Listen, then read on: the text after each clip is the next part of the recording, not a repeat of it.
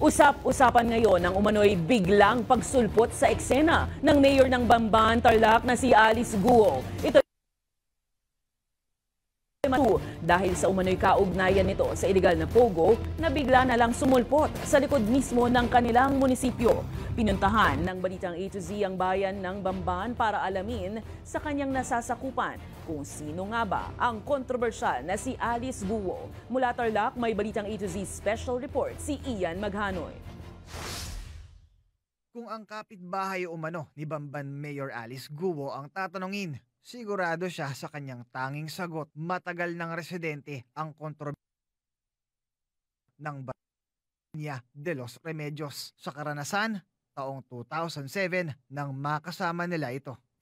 Pagkaalam ko, nung makita ko dito yan, dalagita na, 14 na yata. Oh. Nung gumagawa kami dyan, lagi kami nadala ng pagkain, gano'n. Pero kung itatanong sino si Alice bago ang 2007, blanko na ang muka ng ilang residenteng nakasama niya. Gayunpaman, duda ang ilan sa Kasi noon, yung sasakyan nila, yung pick-up na sira-sira na, yung lumang-luma na, kasama yung mga kapatid niya. Tapos biglang yumaman. Siguro sa mga business nila dyan. Pero para sa kapitan ng barangay, tutok umano ang alkalde, partikular na sa sektor ng agrikultura. So magagaling din naman Magagaling naman lahat sila nanungkulan ng mayor dito sa Bamban. Kaya lang may nakita lang kay mayor na kakaiba, na iba yung galing niya sa panunungkulan. Hands-on, talagang hindi siya pabaya. Maliit na malaking problema, palagi siyang nandyan.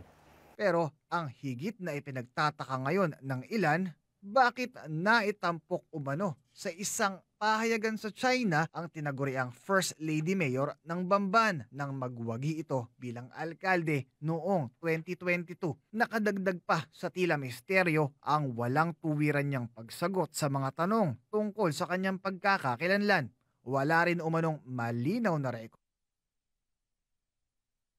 maging ng ospital kung saan siya ipinanganak o nagpagamot man lang. Dahilan kaya umapela na ang Commission on Elections na mas maghihigpit sila sa pagsiscreen ng mga kumakandidato sa eleksyon. Bagay na problema raw ng Bamban dahil dalawa lang daw ang kanilang tauhan para magsiyasat pa ng mga tumatakbo. Hindi namin personal kilala yung mga kandidato. Hindi namin siguro kayang gawin lahat yun sa mga tao. Bakit po?